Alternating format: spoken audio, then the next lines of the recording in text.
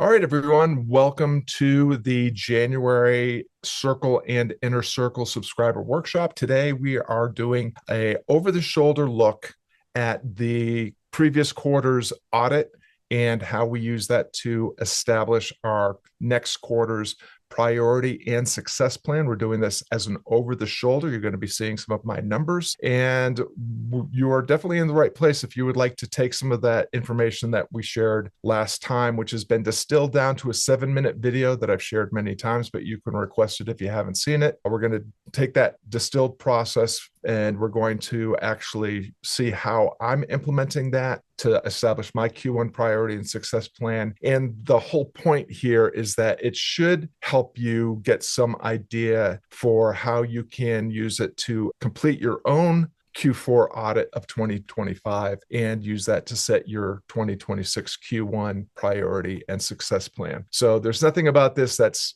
about humble bragging or any of that sort of thing. I just want you to leave with a clear idea of how the process that we use for collapsing time to target between where we are and where we want to be is implemented. And by the end of this workshop, you should have the ability to establish your own horizon, that big lifestyle vision that you're aiming for, to find the one most immediate bottleneck that should inform your Q1 priority and success plan, and then also leaving with the next micro step to start collapsing time to target. So we're going to start with, again, reviewing some of the things that we talked about last time. So in the previous workshop, when we talked about establishing our Q1 priority by auditing the previous quarter's data, we talked about the importance of first establishing our lifestyle freedom horizon. We started our business to fund and fit around a vision of lifestyle freedom.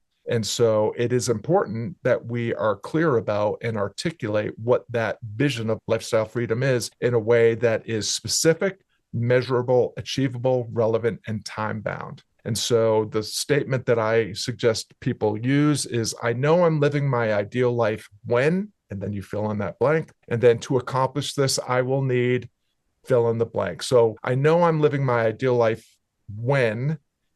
You want to actually don't talk about when I hit $10,000 a month or when I own 6 beach houses or when I finally get to buy a Ferrari. It's not about the money or the time. It's about what you would do if you achieved a revenue goal or a time freedom goal. So the resources that will be necessary to accomplish that vision are what go in the second sentence. I will need, what are the revenue resources? What are the time resources? Maybe there's other resources that you're considering, like reputation or asset creation or so forth. So just to give you an example, I'm going to use my lifestyle freedom horizon statement, which is, I know I'm living my ideal life when I can spend weekdays, 7 a.m. to 4 p.m., caring for my grandsons.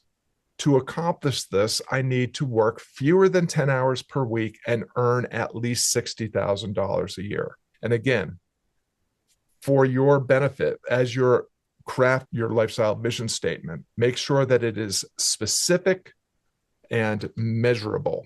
You also want to make it relevant and achievable, of course, and we're collapsing it into a time, but with the lifestyle vision, it's going to be a longer horizon. I recommend that you revisit your lifestyle vision at least quarterly, because it can change. A lot of you know from previous workshops that my very first lifestyle vision statement was during the pandemic when we didn't have grandchildren, and I thought we were going to become world travelers for a year. And so we were working on achieving a certain level of savings to fund a year of gallivanting around the world. And everything changed when our first grandson came along and we decided that we would prefer to be full-time grandparents. So lifestyle visions can change. Nothing about anything that I'm sharing is fixed. We have to reserve the right to change our mind when we are presented with new information, new opportunities, or when the data dictates that things need to be adjusted. So when you arrive at your lifestyle vision statement, that should be a barometer or a ruler that helps you measure any decisions that you have to measure against that vision statement. So anytime that I am thinking about taking on a new project or tweaking my current plan for achieving the goals, the objectives that I have for this quarter, I'm asking myself, does this move me closer to enough freedom, or does it move me farther away from whom I'm becoming and what I'm trying to accomplish? So your lifestyle vision statement becomes a ruler that you can measure all of your decisions against. It becomes a very easy way to make decisions in real time quickly about things, whether or not you should be diving into new projects or whether something is worth further consideration. The second step is the audit. And I just want to say that historically, consistently, this has been the step that many people skip. And it is the most vital step, because if you are not making decisions about what your next quarter's priority is based on the previous quarter's data, you're at the very best making educated guesses that are going to be clouded by confirmation bias, by cognitive bias in general, by narrative fallacies, by false beliefs, or just by a complete misunderstanding of what the reality of your situation is. This is the most important step. And I have, over the last several years, worked harder and harder to try to make this easier and easier to do. And this scorecard system has been something that many of you have said, based on the feedback from the last workshop, many of you have said this is a really effective and easy way to start to think about this audit. So I'm going to go into real numbers in just a second, but the first step is to just score the three primary elements of any successful business. Every successful business in the history of business has required just three things be good enough. One, that you have an offer that is irresistible enough. Two, an audience that is eager enough for the change that they can manifest through your offer or that they can experience through your offer. And three, how you're putting that offer in front of that audience. You can call it marketing if you want. You can call it client attraction if you want. I'm not a big fan of client acquisition or audience growth. And I think in general, we'll talk about this as we go deeper into the numbers, but when I talk about the offer, we're talking about it in the purpose-driven prosperity model operating system, the forever offer. What's the promise that you can make that you can keep? An offer based on who you are, what you're good at, and where you belong. And your audience are the people that you have permission to have a anticipated, personal, and relevant discussion with. Your audience is not your followers on social media. They're not your followers on Substack. Your audiences are the people that have given you permission to speak to them. And those people generally are the people on your email list. And then your client attraction system, we're going to talk about this in a little bit, but I use the conversation engine. I teach that as part of the purpose-driven prosperity model operating system. And some of the folks that are on this call, like Lorenzo and Bree and Penny, are currently implementing this system to put their offer in front of people that are becoming prospects, leads, and actual clients by purchasing their thing. So when we are thinking about the scorecards, we're just going to score those three things. What's the score for my offer? What's the score for my audience? What's the score for my client attraction system? So we went into detail about this on the last call. I'm going to let you get all of the questions that you can answer there. But in general, the offer is answering the question, is my offer easy to understand, trust, and say yes to? If that is largely true, based on the data that you've collected around the resonance of your offer with your audience, then you're going to give it a green. If you're finding that people like it but don't sign up for it, or people think it sounds good but they don't completely understand it, you're probably going to give it a yellow. And if you're not getting any traction at all with your forever offer statement, then you're going to give it a red. And if this is a red, this is going to be the first thing that you want to address. If you don't have an offer, you actually just plain don't have a business. And it's possible, of course, to start with your audience to craft your offer. But in general, until you have an offer, there's nothing that you have to sell, and therefore you don't actually have a business. It might be a very fun hobby, but until you have that offer, that's always going to be the first thing. The second is your Be a Blessing marketing web. I prefer webs over funnels. We've talked about this many times. And this is how we are bringing people into that central location where we can have a permission marketing based conversation with them, where we are delivering anticipated, personal, and relevant messages to those people so that we can provide them with information, and information that turns our innovative ideas into information that they can implement and that they are increasingly curious about and wanting to learn more about. And so the question with your audience is, does my marketing reliably create the right conversations and trust? Is your marketing bringing people that are social media followers or Substack followers into your paid subscribership or your website lead magnet into your email list, et cetera? Again, you're going to score your audience attraction based on green, yellow, or red.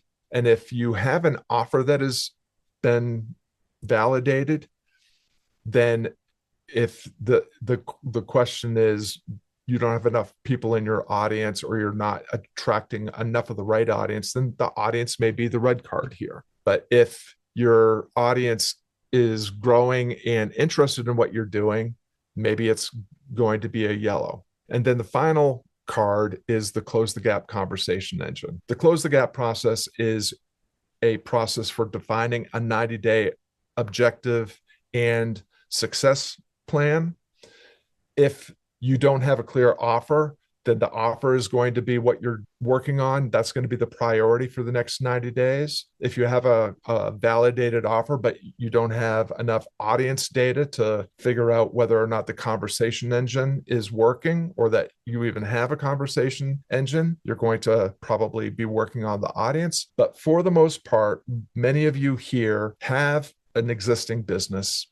And if you have an existing business, if you have sold a thing, you have a validated offer, you have a validated audience, and what you're trying to fix is the client attraction system, what we call the conversation engine. So for a lot of you, this part of the process is scoring how your audience attraction process is doing. And what you're answering here is, do I have a system that reliably turns interest into commitments? And you're going to score that as green, yellow, and red, or red. So if I were to apply this to myself, my forever offer, which is essentially I help purpose-driven solopreneurs optimize their business to fund and fit their ideal lifestyle without digital marketing gymnastics. I have variations on that. I have other kind of adjacent forever offers to that statement, but for the most part, that's the forever offer that's attracted most of you to this call.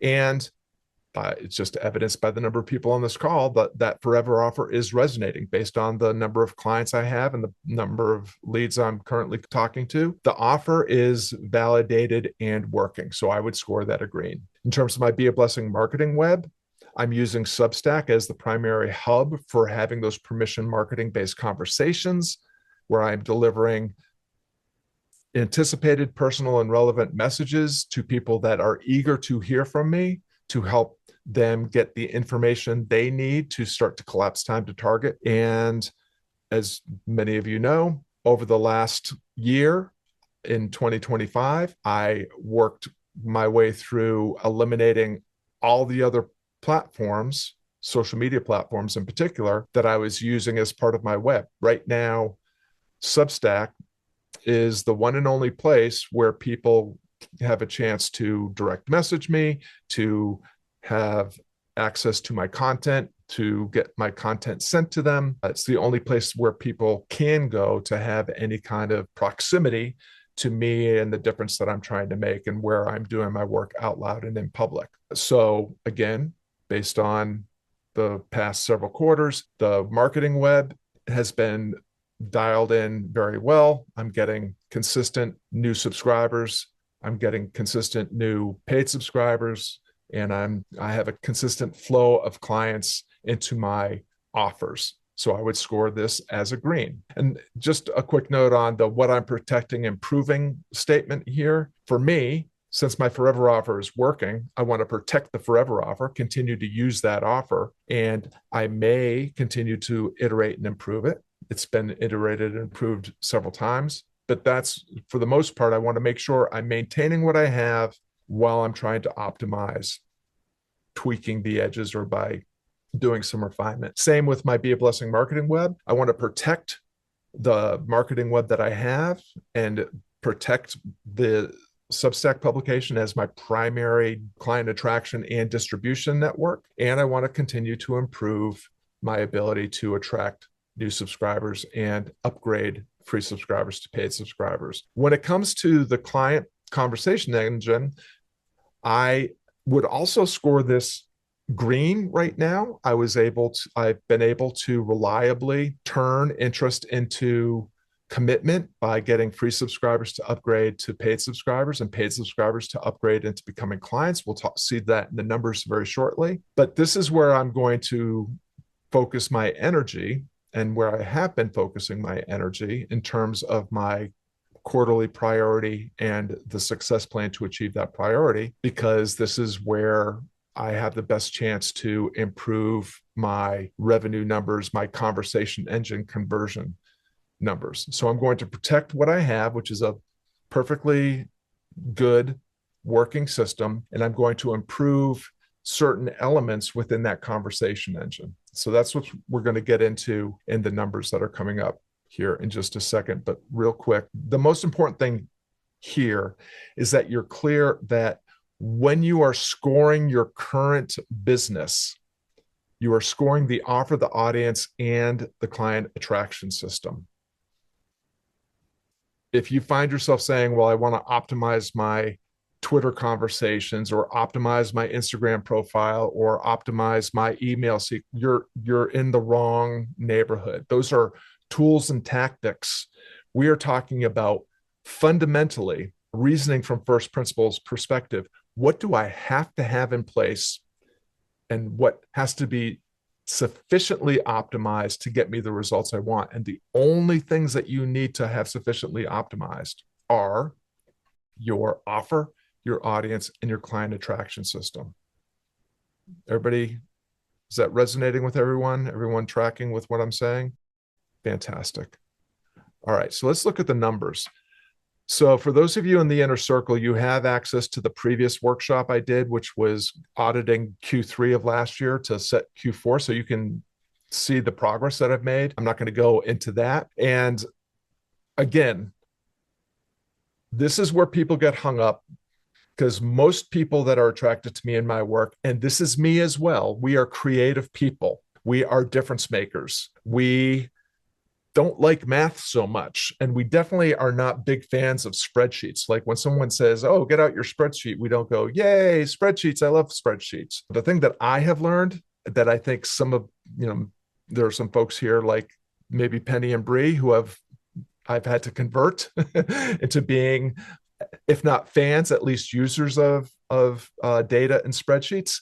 The thing about spreadsheets and data is it's not fun, it's not sexy until you start collecting the data and using spreadsheets and start to get the results that you actually want to get. And then suddenly data and spreadsheets becomes kind of fun and a little bit sexy, because it helps you get closer to what you actually want. It helps you make a better living while you're making a bigger difference doing the work that you do in the way that only you can do it with people you actually care about. So I know that some of you, your eyes are just going to glaze over when I start talking numbers.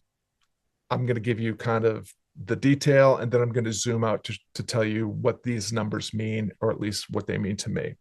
So I have identified that client attraction is where I am going to optimize. And so what I'm talking about is the conversation engine. Icebreaker conversations leading to diagnostic conversations, all for free, that then I can upgrade the right people into a low ticket continuance offer, and upgrade the people that are ready to take a bolder step into possibility into my high and mid ticket offerings. That's the conversation engine that we're going to be talking about.